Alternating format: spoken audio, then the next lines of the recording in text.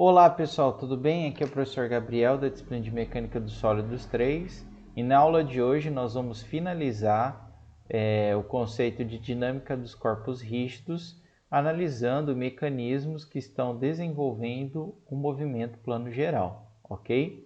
Então, para quem não se recorda, o movimento plano geral, como nós vimos lá quando nós estudamos a cinemática, são o quê? Mecanismos, sistemas que eles estão executando o movimento de translação e rotação ao mesmo tempo, tá? Então, pessoal, a primeira coisa que nós temos que ter em mente é que podemos ter aplicado nesse mecanismos forças que promovem o movimento de translação do mecanismo, E também o que? Momentos, tá? Ou torques que promovem o movimento de rotação, ok? Então, nós temos a inserção desses dois, digamos assim, desses dois fatores externos aí no nosso sistema, tá? Consequentemente, nós vamos ter que aplicar as três equações ali que nós havíamos aplicado e nós teremos praticamente em todos os casos a massa vezes a aceleração e o produto lá do momento de inércia de massa vezes a aceleração angular, tá? Bom, então só para a gente retomar, então no movimento translacional nós não tínhamos rotação, consequentemente esse termo aqui da somatória de momentos ele era sempre nulo, tá? E quando nós tínhamos um movimento rotacional, nós poderíamos, na verdade, nós poderíamos, porque não necessariamente nós temos uma aceleração angular aplicada no movimento que está executando a rotação, como por exemplo, no caso em que a velocidade angular é constante, nesse caso, a aceleração angular é nula, tá? Mas quando nós temos a aceleração angular, ou seja, algo promovendo uma variação da velocidade angular num corpo que está executando um movimento de rotação, nós vamos ter o somatório de momentos igual ao produto do momento de inércia e da aceleração angular, tá? Só que quando nós não aplicamos essa somatória de momentos no centro de massa do corpo, que pode ocorrer, por exemplo, quando a gente tem uma barra e ela está girando ao redor de uma das extremidades, porque nós estamos prendendo ela com um pino, a gente acaba aplicando somatória de momentos aonde? Nesse pino, E aí, nesse caso, ele não coincide com o centro de massa do pino, que vai estar, da barra, que vai estar exatamente no seu centro. Então, nesse caso, nós temos que considerar a inércia referente ao centro de massa, que é dado por esse produto aqui, tá, pessoal? Que é a coordenada do centro de massa em relação ao ponto que eu estou aplicando o momento, tá? Então, esse GY é o que? É a distância entre o ponto P, que seria o pino ali que eu estou comentando, e o Y ali da barra, a coordenada Y do centro de massa da barra. E nós temos também o que?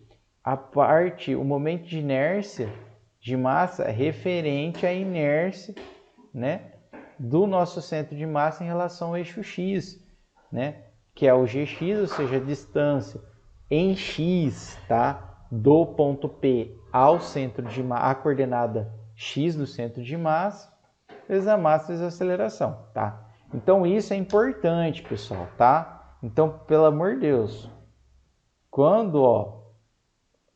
se a gente aplicar o somatório de momentos no centro de massa, a gente só tem o que? O produto que? Do momento de inércia de massa, IG, vezes a aceleração angular, tá? Agora, se a gente aplicar o somatório de momentos em um ponto P qualquer, nós vamos ter essa expressãozinha aqui, tá? Ok? Nós vamos ter essa expressãozinha aqui e não fica somente o que? O momento de inércia em relação a esse ponto P, o produto do momento de inércia em relação a esse ponto P e a aceleração angular, tá? Então, vocês têm que tomar muito cuidado com relação a isso, tá? E essa é a principal alteração para o movimento translacional e rotacional que havíamos visto anteriormente, tá bom? Então, isso que eu comentei está explicado aqui, ó. Veja que se eu estou aplicando em relação ao centro de massa, a equação ali de somatória de momentos fica simples, tá? Só que se eu aplicar num ponto diferente do centro de massa, um ponto P qualquer, eu tenho que fazer essa adequação ali na parte inercial, aqui na parte da direita, aqui, que nós estamos considerando a inércia do corpo referente ao seu momento de inércia de massa e também o momento de inércia que está sendo gerado pelas acelerações ali que estão sendo aplicadas no centro de massa do corpo, ok? Então, pessoal, feito isso, eu sei que é muito conceitual, tá? Mas vocês têm que saber, tá? Nós vamos resolver o nosso primeiro exercício aqui, que é este exercício aqui, o exercício 1.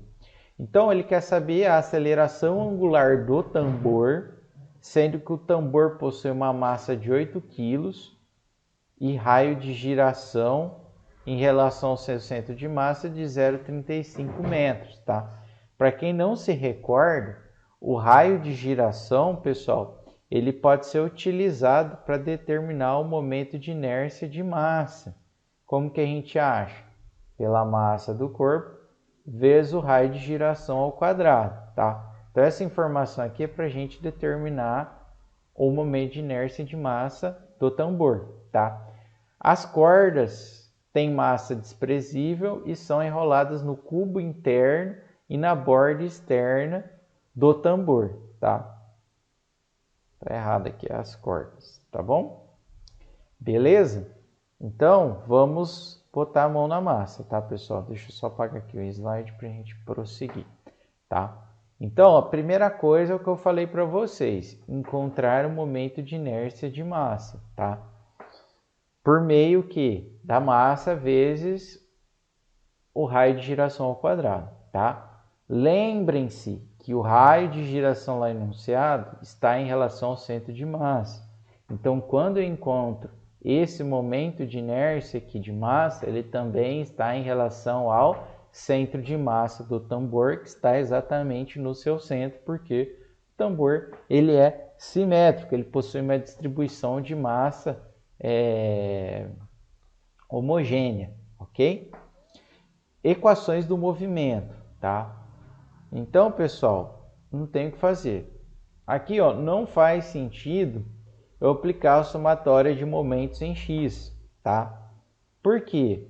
Porque eu não tenho nenhuma força aplicada no meu ponto G, tá? Você fala assim, professor, tem reação no ponto G? Não, pessoal, se a gente voltar, né, vocês verão que o tambor ele não está apoiado, tá? Então ele está em movimento, ele está como se fosse um peão. Peão não, perdão, ioiô, pessoal. Então ele gira, ele vai para cima, ele vai para baixo. Então ele não está apoiado, então eu não tenho reações aqui no meu ponto G, tá? Perdão, pessoal. Então, ó, o que nós teremos aqui de força? Nós temos a tração aqui, a força para cima. Nós temos o peso, né?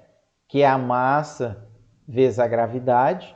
A massa ali é 8, a gravidade é 9,81, dá esse valor de 78,48 newtons. E nós temos a tração da corda, tá? Que ela está puxando o tambor aqui para cima, correto?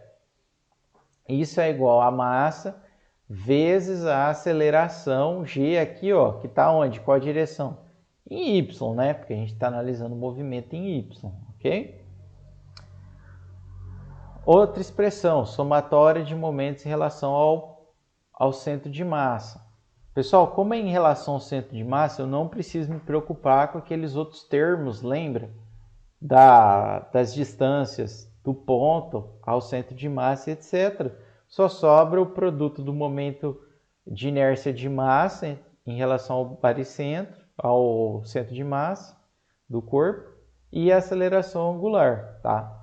Novamente, ó, eu não tenho um momento gerado pelo peso, porque ele está sendo aplicado justamente no meu ponto G, mas eu tenho um momento em relação à força de 100 newtons e o torque não, a tensão na corda, tá? Então, lembrando, ó, aqui eu estou adotando o horário positivo.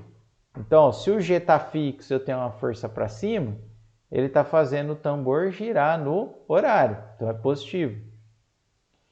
E a tração da corda, pessoal, se o G está fixo, eu tenho uma corda para cima, ó, a força para cima, eu estaria fazendo o meu disco, o tambor aqui, girar no sentido anti-horário. Por isso que ele é negativo, ok?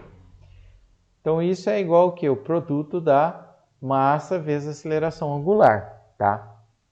Da cinemática, pessoal, nós vimos que a aceleração tangencial, que é o que está correndo aqui no tambor, ela é o produto que da aceleração angular vezes o que? Desculpa, pessoal. O raio, tá? Isso aqui vai dar o que? Meio alfa. Então, se eu substituir aqui em cima, ó, na primeira expressão, ó, pessoal, 100 menos 78 vai dar o que? 21,52. Vai dar 8 vezes meio AGY, né? Ó. Então, aqui, pessoal, veja, ó, aqui vai dar 4GY menos 21,52. Então, ó, eu tenho uma equação, meio AGY não é meio alfa, né? Perdão, pessoal, substituí errado ali.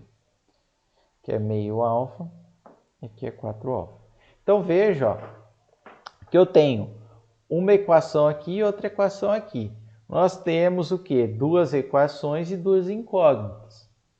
Então, aqui o que eu faço? Pego a tração, substituo na equação aqui do momento, acho a minha aceleração angular. Com a aceleração angular, eu volto aqui e acho minha tração. Se vocês fizerem esse sistema, vocês vão verificar que a aceleração angular e a tração são dadas aqui, tá? Ah, professor, mas qual que é o sentido da aceleração angular? Pessoal, se vocês consideraram positivo aqui e consideraram o sentido anti-horário, significa que ele vai estar girando no horário. Então, deu positivo, então isso aqui é no horário, tá? É na direção menos K. E a tração? Como deu positivo, também está no sentido correto. Qual é o sentido que a gente tinha adotado? Para cima. Tá bom?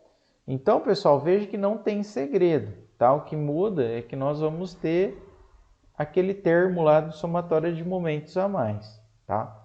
Bom, pessoal, é possível também fazer esse exercício, o quê? Aplicando o somatório de momentos em relação ao meu ponto A, ok? Então, pessoal, ó, se eu aplicar o somatório de momentos no ponto A, em Y fica a mesma coisa, tá, pessoal? Se eu aplicar o somatório de momentos no ponto A, qual que é o problema? O problema é que eu vou ter o quê? Aqueles termos, lembra? Gx, massa vezes aceleração do corpo, menos o GY, massa vezes aceleração do corpo, tá? Eu tenho uma variação em Y, ó, do ponto A, que é o ponto que eu estou aplicando o somatório de momentos, para o ponto G, não tenho, né, pessoal? Então, esse termo aqui, ó, ele não existe. E na direção X eu tenho? Tenho, ó. Do A ao G, qual que é a distância? É meio metro, tá? Então, por isso aqui está o meio aqui, ó. Esse cara aqui é o Gx. Tudo bem? Massa vezes aceleração de G, tá?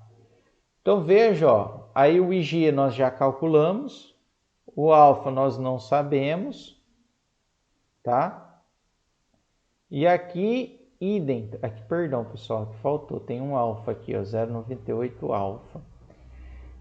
E aqui também nós sabemos a massa e tal, o AG. Nós escrevemos aqui como alfa R, o AG, né, da lá da cinemática. Veja que aqui, ó, o que acontece? Eu consigo obter diretamente o valor do alfa. Ele já dá direto, tá vendo? Essa foi a vantagem de ter aplicado a somatória de momentos no ponto A. Tá bom, pessoal? Então, o que aconteceu? Como eu apliquei a somatória de momentos no ponto A, na expressão do momento, não apareceu a tração. Por quê? Porque ela está aplicada no ponto A. Então, isso é um recurso que vocês podem utilizar, tá? Não necessariamente compense eu aplicar o somatório de momentos no G. Às vezes compense eu aplicar o somatório de momentos num ponto em que eu não sei alguma variável, porque eu retiro ela do meu sistema de equações e consigo resolver ele de uma maneira mais fácil. Muda o resultado? Não, é a mesma coisa, se eu está mudando o ponto de aplicação no momento, tá? Então, daria para fazer também dessa forma, tá, pessoal? Então, o que eu vou fazer, pessoal? Agora, na segunda parte da aula, eu vou resolver mais 2 exercícios com vocês, aplicando esses conceitos. Então, até a próxima.